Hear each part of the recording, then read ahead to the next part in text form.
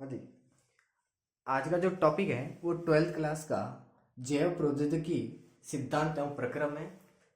इस चैप्टर के अंतर आप देखेंगे कि दो बिंदु हैं। इसमें पहले दे रखा है सिद्धांत एवं प्रक्रम और बाद में दे रखा है इसके अनुप्रयोग। तो हम पहले इसके सिद्धांत एवं प्रक्रम की बात करेंगे, फिर नेक्स्ट क्लास में हम इसके नए टॉपिक की बात करेंगे। देखिए, जैव प्रौद्योगिकी के सिद्धांत एवं प्रक्रम में सबसे पहले हम जैव प्रौद्योगिकी यानी बायोटेक्नोलॉजी की परिभाषा की बात करें तो बायोटेक्नोलॉजी की सिंपल परिभाषा एनसीईआरटी ने जो दे रखी है वो है कि सजीव और इनके उत्पादों का उपयोग जब आप मानव कल्याण में करोगे तो उसको कहते हैं जैव प्रौद्योगिकी। फिर यूरोपियन फेडरेशन बायोटेक्नोलॉजी आई थी, उन्होंने अलग परिभाषा दी थी, उनकी भी बात करेंगे। तो देखिए, इस क्लास में हम सबसे पहले बात करें जैव प्रौद्योगिकी के परिभाषा की। देखिए, जैव प्रौद्योगिकी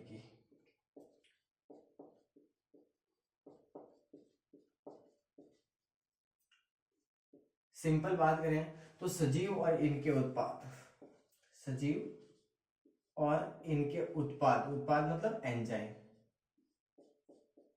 इनका उपयोग जब मानव कल्याण में करते हैं हम, इनका उपयोग कहाँ करते हैं? मानव कल्याण में, तो उसको हम क्या कहते हैं? जैव प्रौद्योगिकी, बायोटेक्नोलॉजी। ठीक है, सजीवों और इनके उत्पादों का उपयोग जब मानव कल्याण में किया जाता है तो उसे जैव प्रौद्योगिकी कहते हैं। ठीक है, इसके बाद में European federation of biotechnology, European federation of biotechnology,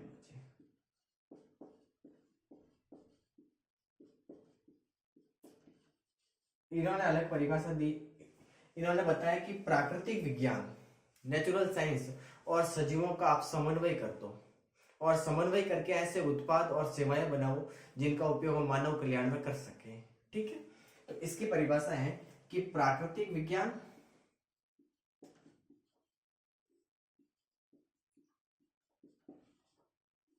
और सजीवों के समन्वय से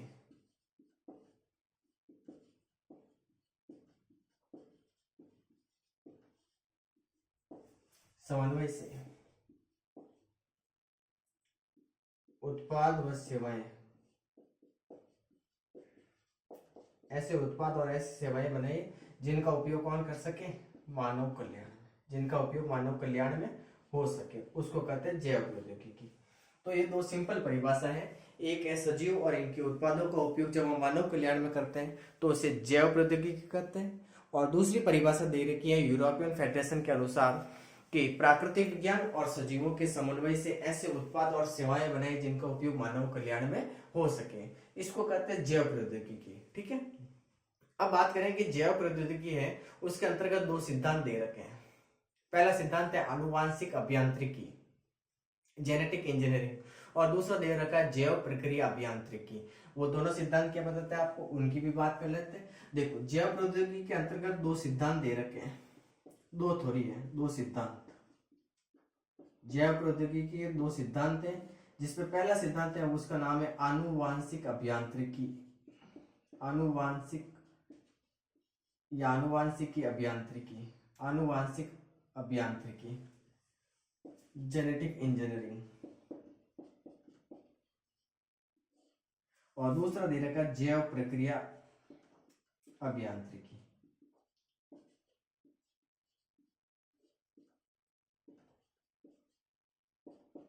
अब ये दोनों सिद्धांत आपको क्या बताते हैं, इनकी बात सुनना। आनुवांशिक अभियांत्रिकी यानी जेनेटिक इंजीनियरिंग कहता है कि डीएनए और आरएनए की केमिस्ट्री में आप परिवर्तन कर दो, मतलब सीधा सीधा कहूँ ना तो डीएनए और आरएनए की अंदर आपको छेड़खानी करनी है। तो डीएनए और आरएनए की अगर केमिस्ट्री के अंदर आप चेंज करते हो, परिवर्तन करते हो, और उसको किसी एक होस्ट सेल यानी परपोषी कोशिका के अंदर ट्रांसफर करोगे, तो ट्रांसफर करने के फलस्वरूप आप क्या देखोगे, उसका जो लक्षण प्रारूप है यानी फिनोटाइप, उसके अंदर परिवर्तन आ जाता है।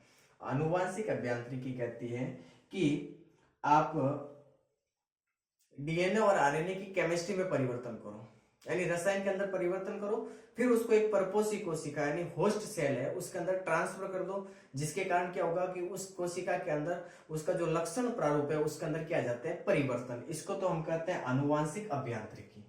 ठीक है, जबकि जैव प्रक्रिया अभियांत्रिकी में हम क्या करते हैं कि एक रोगाणु रहित वातावरण बनाते हैं पहले, ठीक है, और उसमें हम विशिष्ट कोशिकाओं का बड़े स्तर पर संवर्धन करवाते हैं, जिसके फलस्वरूप आपको एंटीबायोटिक यानी प्रतिजैविक एंजाइम और टीके प्राप्त कर सकते हैं।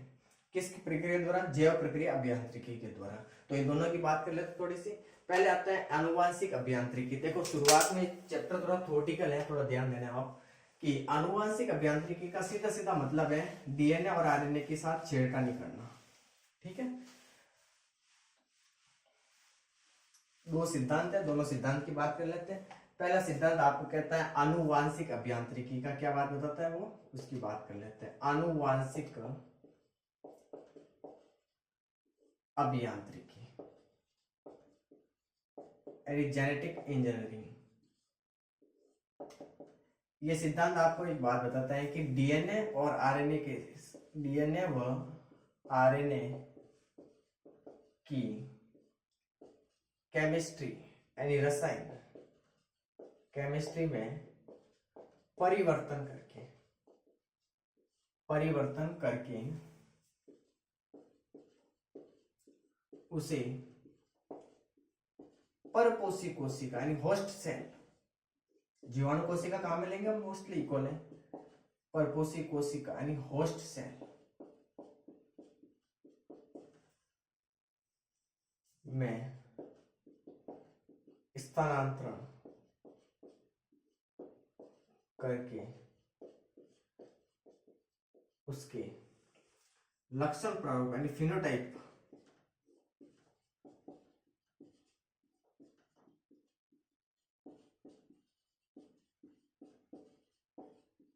परिवर्तन आ जाता है।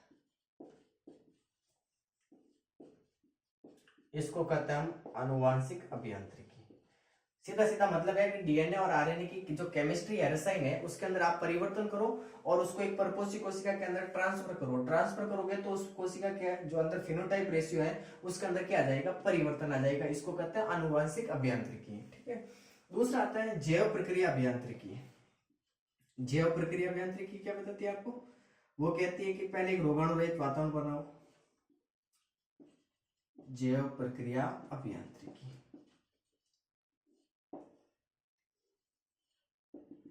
रोगाणु रहित वातावरण में, रोगाणु रहित वातावरण में विशिष्ट कोशिकाओं का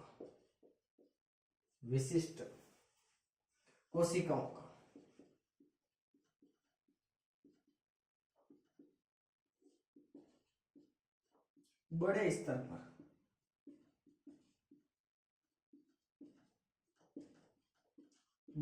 पर संवर्धन करना तथा अधिक मात्रा में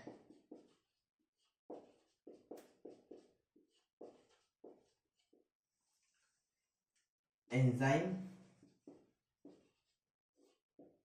प्रतिजैविक यानी एंटीबायोटिक व टीके का उत्पादन करना, वैक्सीन।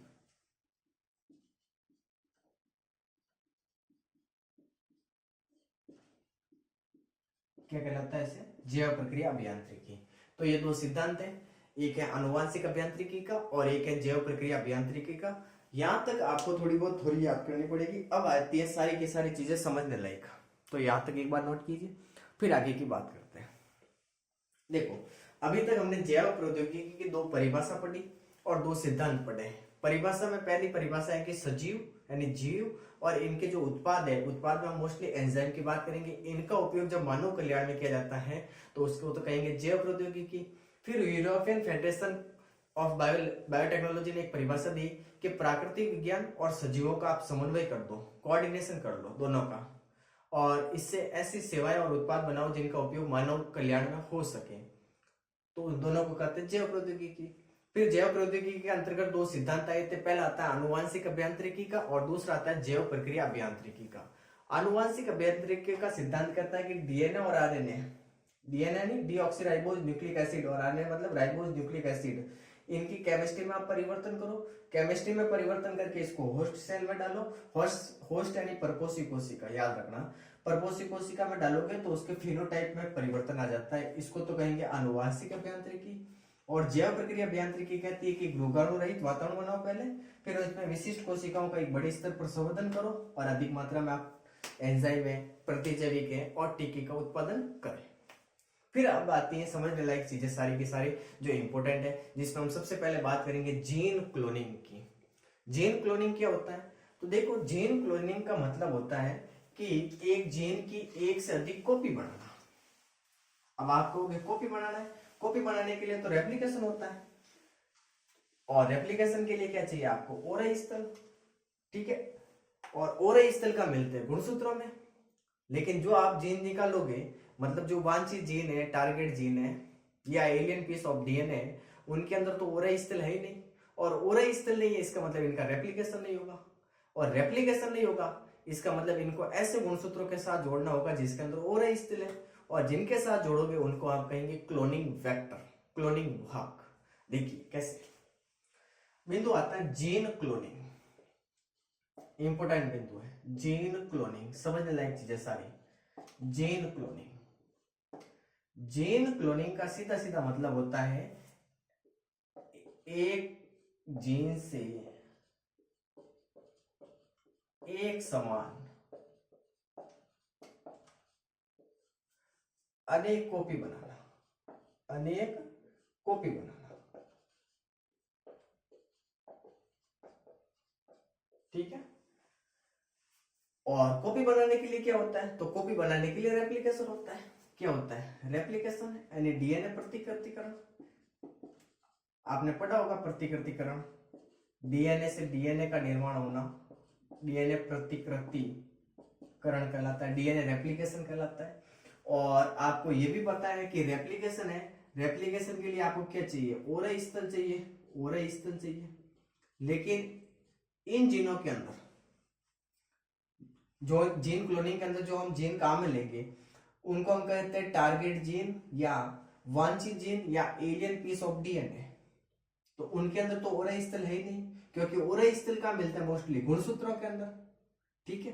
तो देखिए क्या कह रहा हूं, जीन क्लोनिंग का सीधा मतलब है कि एक जीन है उससे एक से अधिक कॉपी बनाना, और वो भी कैसी? एक समान, आइडेंटिकल। तो कॉपी बनाने के लिए क्या होता है? कॉपी बनाने के लिए रेप्लिकेशन होता है। रेप्लिकेशन का मतलब प्रतिकृतिकरण, डीएनए से डीएनए का बनना। सेंट्रल डॉग्मा सिद्धांत पढ़ा होगा आपने, उसमें आपने पढ़ा होगा कि डीएनए से डीएनए का बनना डीएनए रेप्लिकेशन कहलाता है। और रेप्लिकेशन के लिए क्या चाहिए? ओरई स्थल। लेकिन ओरई स्थल सिर्फ मिलते हैं किसमें? गुणसूत्रों के अंदर। ओरई स्थल किसमें मिलते हैं? गुणसूत्रों में। लेकिन जो आप इसमें जीन निकालोगे जिसको हम कहेंगे वांछित जीन, जीन क्लोनिंग के अंदर जो हम जीन काम में लेंगे उनको कहेंगे वांछित जीन, या इनका दूसरा नाम होता है टारगेट जीन, टारगेट जीन, या इनका एक और नाम होता है alien piece of DNA, alien piece of DNA. लेकिन इनके अंदर जो आपने जीन निकाले इनके अंदर ओरई स्थल नहीं है, ओरई स्थल नहीं है, ओरई स्थल नहीं है इसका मतलब इनका रेप्लिकेशन नहीं होगा, रेप्लिकेशन नहीं होगा। तो अब रेप्लिकेशन नहीं होगा तो जीन क्लोनिंग करेंगे कैसे? ध्यान से सुनिए मैं क्या कह रहा हूं कि रेप्लिकेशन के लिए क्या चाहिए आपको? ओरई स्थल चाहिए, और ओरई स्थल मिलते कहां है? गुणसूत्रों में। लेकिन इन जीनों के अंदर जो टारगेट जीन है इनके अंदर ओरई स्थल नहीं है, और ओरई स्थल नहीं है इसका मतलब इनका रेप्लिकेशन नहीं होगा। अब रेप्लिकेशन कैसे करें? बात यह आ गई कि जीन क्लोनिंग के अंतर्गत आप रेप्लिकेशन कैसे करोगे, प्रतिकृतिकरण कैसे करोगे? तो रेप्लिकेशन के लिए आपको क्या करना पड़ेगा? इन वांछित जीन या टारगेट जीन के साथ आपको वाहक डीएनए जोड़ना होगा, जिसके अंदर, या मैं सीधा सीधा कहूं तो इन जीनों के साथ आपको एक ऐसा गुणसूत्र जोड़ना पड़ेगा जिसके अंदर ओरई स्थल है, और जिसको हम जोड़ेंगे उसी को हम कहते हैं क्लोनिंग वाहक, क्लोनिंग वेक्टर, ठीक है। उसकी बात कर लेते हैं। देखो एक एक पॉइंट समझना आप। देखिए सबसे पहले आपने वांछित जीन लिया, क्या लिया? वांछित जीन। वांछित जीन का दूसरा नाम क्या है? Target gene, target gene. अब इनका रेप्लिकेशन नहीं होगा। रेप्लिकेशन क्यों नहीं होगा? क्योंकि इसके अंदर क्या नहीं है? ओरा स्थल नहीं है। तो अब इनको ऐसे गुणसूत्र के साथ जोड़ेंगे, ऐसे गुणसूत्र के साथ जोड़ेंगे जिसमें क्या हो? ओरई स्थल हो। ओरई स्थल, ORI, ओरई स्थल हो। अब दोनों को आप जब जोड़ोगे तभी तो जीन क्लोनिंग होगा, तभी तो रेप्लिकेशन होगा। तो इनको जो जोड़ते हैं ना, इनको कहते हैं हम क्लोनिंग वाहक, क्लोनिंग वेक्टर। इनको क्या कहते हैं? क्लोनिंग वाहक। यहां तक नोट कीजिए आप एक बार। इनको क्या कहते हैं? क्लोनिंग वाहक। अब देखिए, क्लोनिंग वाहक की बात करें तो सबसे पहले देखो 1972 के अंदर, 1972 के अंदर दो वैज्ञानिक आए थे। एक आए थे हर्बर्ट कोहेन, एक आए थे स्टैनले कोहेन,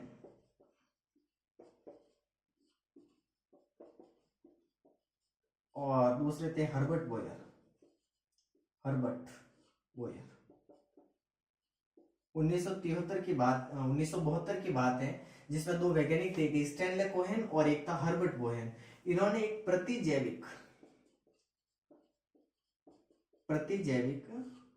प्रतिरोधी जीन को, ध्यान से सुनिए, प्रतिजैविक प्रतिरोधी जीन को प्लाज्मिक डीएनए के साथ जोड़ा। किसके साथ जोड़ा था? प्लाज्मिक डीएनए के साथ जोड़ा था, और जोड़कर इन्होंने बनाया था पुनर्योगज डीएनए, रिकॉम्बिनेट डीएनए बनाया था। पुनर्योगज डीएनए बनाया था। इसी को पुनर्योजन डीएनए तकनीक या रिकॉम्बिनेट डीएनए टेक्नोलॉजी कहते हैं। क्या कह रहा हूं मैं? 1972 के अंतर्गत दो वैज्ञानिक आए थे। इसमें एक वैज्ञानिक का नाम है स्टैनले कोहेन और एक का नाम है हर्बर्ट बोयर। इन्होंने प्रतिजैविक प्रतिरोधी जीन को किसके साथ जोड़ा? प्लाज्मिक डीएनए के साथ जोड़ा। प्लाज्मिक डीएनए क्या होता है? आपने अच्छी तरह से पढ़ा है कि गुणसूत्रों के अंदर पाए जाने वाला अतिरिक्त ये पदार्थ होता है गुणसूत्र, ठीक है। इसके साथ इसको इन्होंने जोड़ा इसको और बनाया था पुनर्योगज डीएनए। इसी को हम कहते हैं रिकॉम्बिनेट डीएनए टेक्नोलॉजी, पुनर्योगज डीएनए तकनीक, ठीक है। अब आगे की बात करें तो ये पुनर्योजन डीएनए तकनीक क्या होती है उसकी बात करते हैं। देखो, जीन क्लोनिंग के अंदर मैंने आप लोगों को बताया है कि एक जीन की एक से अधिक कॉपी बनाना, वो भी कैसी? एक समान। और कॉपी बनाने के लिए क्या होता है? रेप्लिकेशन होता है। और रेप्लिकेशन के लिए आपको क्या चाहिए? ओरई स्थल चाहिए। लेकिन ओरई स्थल मिलते कहाँ? सिर्फ गुणसूत्रों के अंदर। लेकिन जो आपने टारगेट जीन या वांछित जीन या एलियन पीस ऑफ डीएनए निकाला है उसके अंदर ओरई स्थल नहीं है। और ओरई स्थल नहीं है इसका मतलब इसका रेप्लिकेशन नहीं होगा, और रेप्लिकेशन नहीं होगा इसका मतलब जीन क्लोनिंग नहीं हुई। और अब जीन क्लोनिंग करवानी है तो आपको इन टारगेट जीनों को ऐसे गुणसूत्रों के साथ जोड़ना होगा या ऐसे डीएनए के साथ जोड़ना होगा जिसके अंदर ओरई स्थल है। जिसके साथ जोड़ोगे उसको कहेंगे क्लोनिंग वेक्टर कहेंगे। और 1972 के अंतर्गत दो वैज्ञानिक आए थे, स्टैनले कोहेन और हर्बर्ट बोहेर। इन्होंने प्रतिजैविक प्रतिरोधी जीन को प्लाज्मिक डीएनए के साथ जोड़ा और बनाया था पुनर्योजन डीएनए। इसी को हम कहते हैं पुनर्योगज डीएनए तकनीक, ठीक है। अब इसकी बात करेंगे हम, तो यहां तक एक बार लिख लीजिए।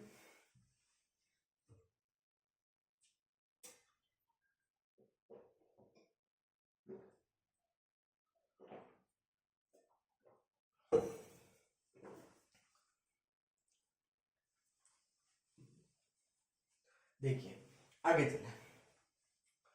चलते हैं तो आता है पुनर्योजन डीएनए तकनीक।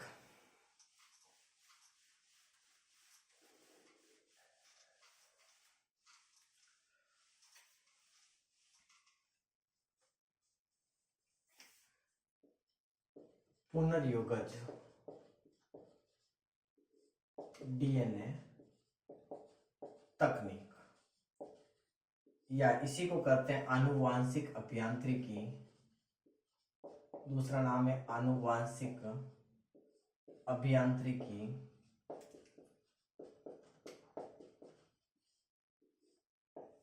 ठीक है। अब देखिए रिकॉम्बिनेट डीएनए टेक्नोलॉजी क्या है उसकी बात कर लेते हैं। तो पुनर्योजन डीएनए तकनीक के अंतर्गत पहले बात करें तो चरण कितने होते हैं? चरण होते हैं 3। कितने चरण होते हैं? 3। 3 स्टेप होते हैं। पहला स्टेप होता है वांछित जीन की पहचान और उसका पृथक्करण करना। टारगेट जीन की पहले पहचान करनी है और उसको पृथक करना है वहां से।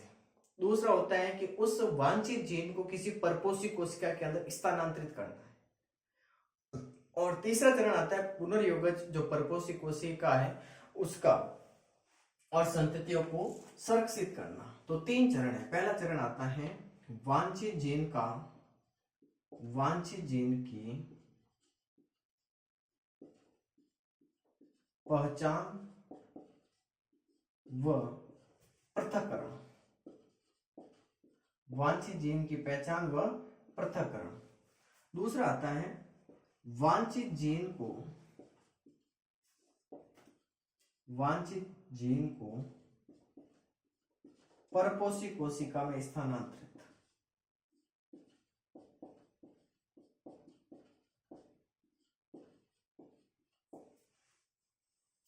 स्थानांतरित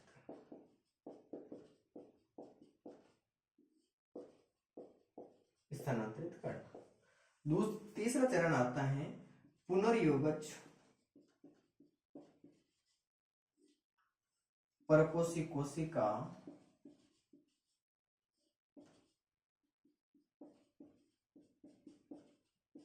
व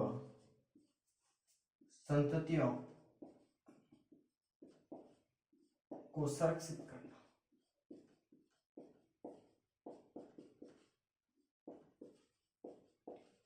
ये 3 चरण आते हैं किसके अंतर्गत? पुनर्योजन डीएनए तकनीक के अंतर्गत।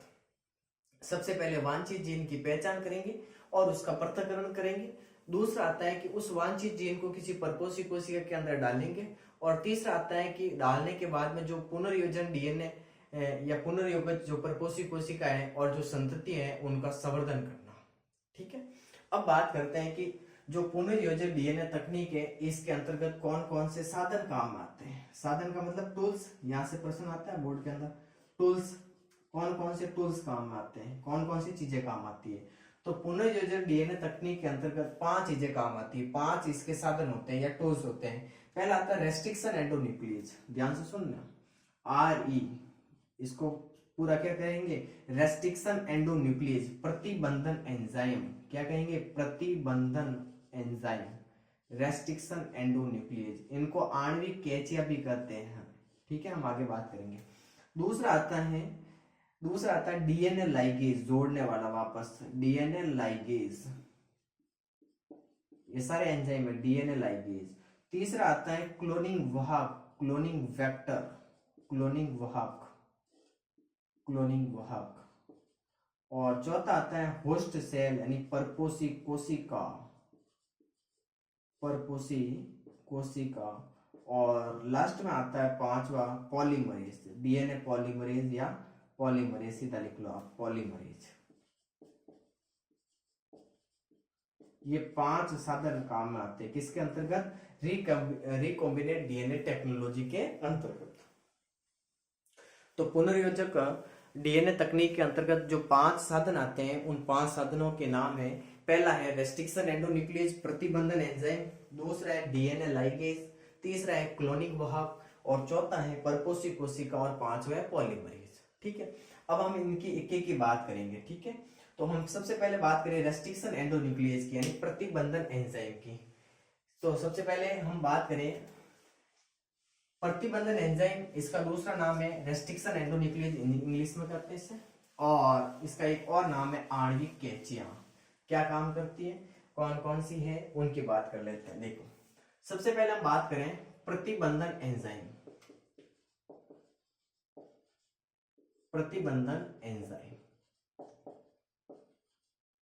ठीक है, मैं शॉर्टकट में RE रेस्ट्रिक्शन एंडोन्यूक्लियेज आप समझ आना लिख रहा हूं।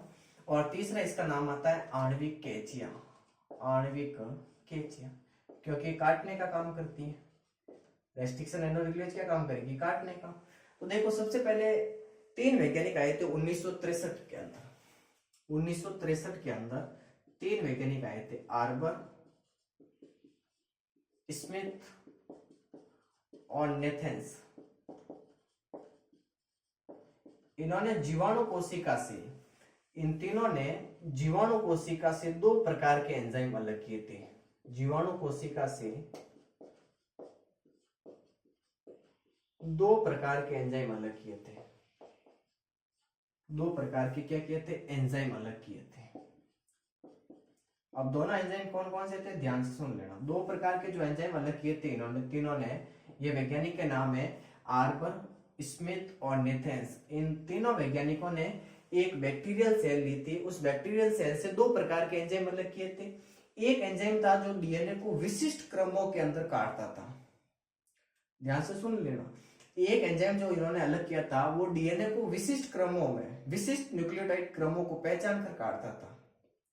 और दूसरा जो एंजाइम खोजा था तो वो डीएनए को रूपांतरित कर रहा था, मतलब डीएनए के ऊपर मिथाइल समूह को जोड़ रहा था। ध्यान से सुनिए, दो प्रकार के एंजाइम जोड़े अलग किए थे। पहला, डीएनए के विशिष्ट क्रम, विशिष्ट डीएनए के विशिष्ट न्यूक्लियोटाइड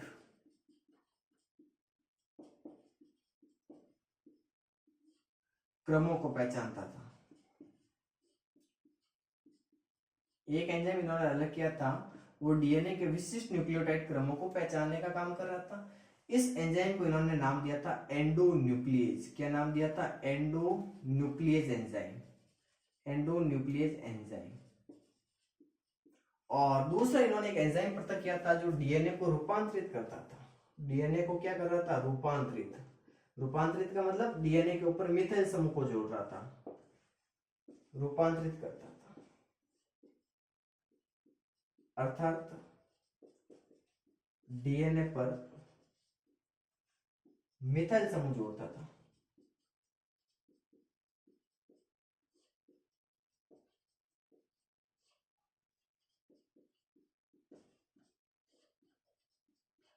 उन्नीस के अंदर तीन वैज्ञानिक आए थे, आर्बर, स्मिथ और नेथेंस। इन्होंने जीवाणु कोशिका से दो एंजाइम अलग किए थे। एक एंजाइम था जो डीएनए के विशिष्ट न्यूक्लियोटाइड क्रमों को पहचानने का काम कर रहा था। इन्होंने इसका नाम दिया था एंडोन्यूक्लियस एंजाइम।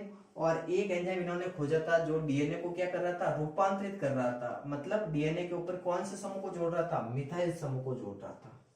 अब देखो यहां से एक चीज और आती है कि एंडोन्यूक्लियस एंजाइम तो डीएनए के विशिष्ट क्रमों को पहचान कर काट रहा था, जबकि एक एंजाइम आता है एक्सोन्यूक्लियस, एक्सोन्यूक्लियस एंजाइम। ये एंजाइम क्या कर रहा है कि डीएनए को सिरों से काटता है। डीएनए को कहां से काटता है? सिरों से।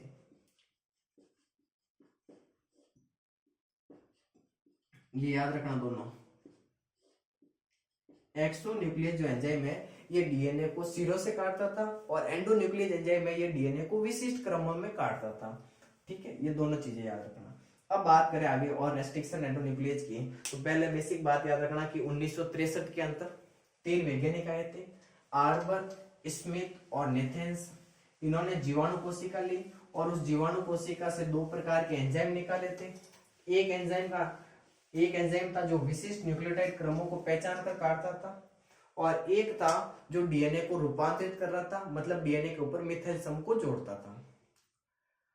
जो विशिष्ट न्यूक्लियोटाइड क्रमों को पहचानता था उसका नाम दिया था उन्होंने एंडोन्यूक्लियस, और एक आता है एक्सोन्यूक्लियस, वो डीएनए को सिरों से काटता था।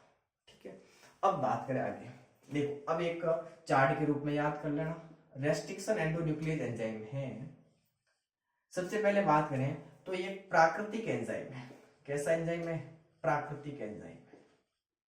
प्राकृतिक एंजाइम है, पहली बात ये। दूसरी बात, इसको जीवाणु कोशिका से अलग किया गया था, मतलब किस में मिलता है? ये जीवाणु में मिलता है, जीवाणु में पाया जाता है। ठीक है, नेक्स्ट बात याद रखना, ये जो रेस्ट्रिक्शन एंडोन्यूक्लियस है ये डीएनए को विशिष्ट न्यूक्लियोटाइड क्रमों में काटता है। विशिष्ट न्यूक्लियोटाइड, ये डीएनए को विशिष्ट न्यूक्लियोटाइड क्रमों यानी भीतर से काटता था। सीधा सीधा ऐसे भी लिख सकता हूं, विशिष्ट न्यूक्लियोटाइड क्रमों में भीतर से काटता था। ठीक है, अब जो विशिष्ट न्यूक्लियोटाइड क्रम है ये याद रखना, ये विशिष्ट न्यूक्लियोटाइड क्रम 4 से 6 बेस पेयर लंबे होते हैं। इन विशिष्ट न्यूक्लियोटाइड क्रमों को ही हम कहते हैं पैलिंड्रोमिक डीएनए। ध्यान से सुन लेना, पैलिंड्रोमिक डीएनए, पैलिंड्रोमिक डीएनए। अब एक नई चीज आ गई कि पैलिंड्रोमिक डीएनए क्या होता है, तो देखिए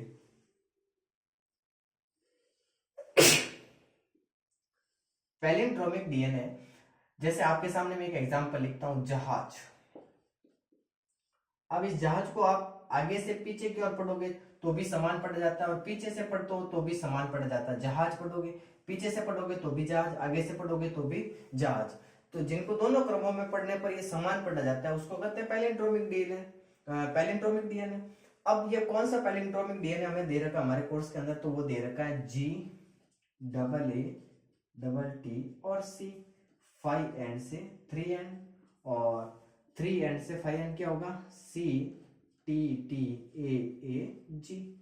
मतलब आपको इसको आगे से भी पढ़ोगे तो भी समान पढ़ा जाता है GAATTC, और पीछे से पढ़ोगे तो भी समान पढ़ा जाएगा GAATTC। इसी को कहते हैं पैलिंड्रोमिक क्रम। इसी को क्या कहते हैं, पैलिंड्रोमिक क्रम। ध्यान से सुन लेना, रेस्ट्रिक्शन एंडोन्यूक्लियेज एक प्राकृतिक एंजाइम है जो जीवाणु में पाया जाता है। यह विशिष्ट न्यूक्लियोटाइड क्रमों को पहचानता है और डीएनए को भीतर से काटता है।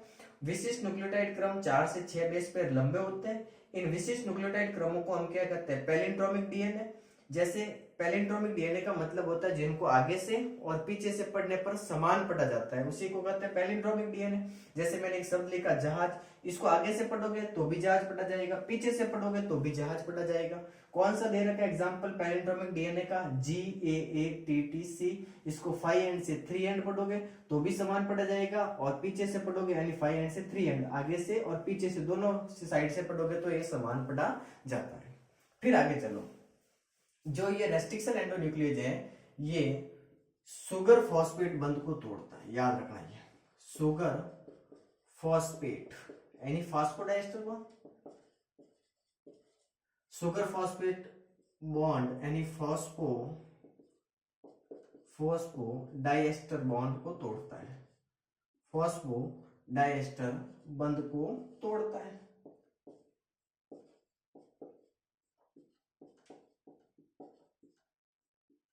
ठीक है, अब आगे चलें तो सबसे पहले जो खोजी गई है वो रेस्ट्रिक्शन एंडोन्यूक्लियेज है हिंद सेकंड।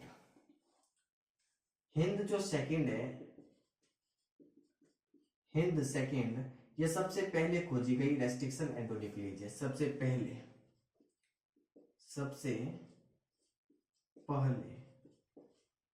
कौन सी रेस्ट्रिक्शन एंडोन्यूक्लियेज खोजी गई थी, हिंद सेकंड। हिंद सेकंड ये हीमोफिलस इन्फ्लुएंजाe से खोजी गई। याद रखना, ये हीमोफिलस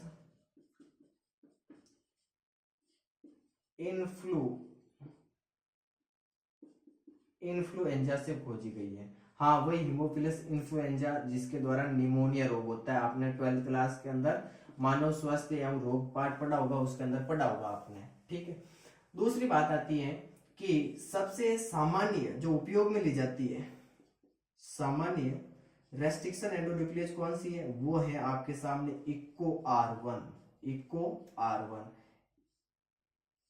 एस्केरेसिया इकोलाई से ये खोजी गई है। ठीक है, एक और रेस्ट्रिक्शन एंडोन्यूक्लियेज है, उसका नाम याद रखना, बाम H1 बेसिनस एको लिक्विबेरियम से खोजी गई है ये। ठीक है, याद रखना, ये मोटी मोटी बात है रेस्ट्रिक्शन एंडोन्यूक्लियेज की। आणविक कैंचिया भी कहते हैं। 1963, देखो एक बार वापस रिपीट कर रहा हूं, 1963 के अंदर आर्बर स्मिथ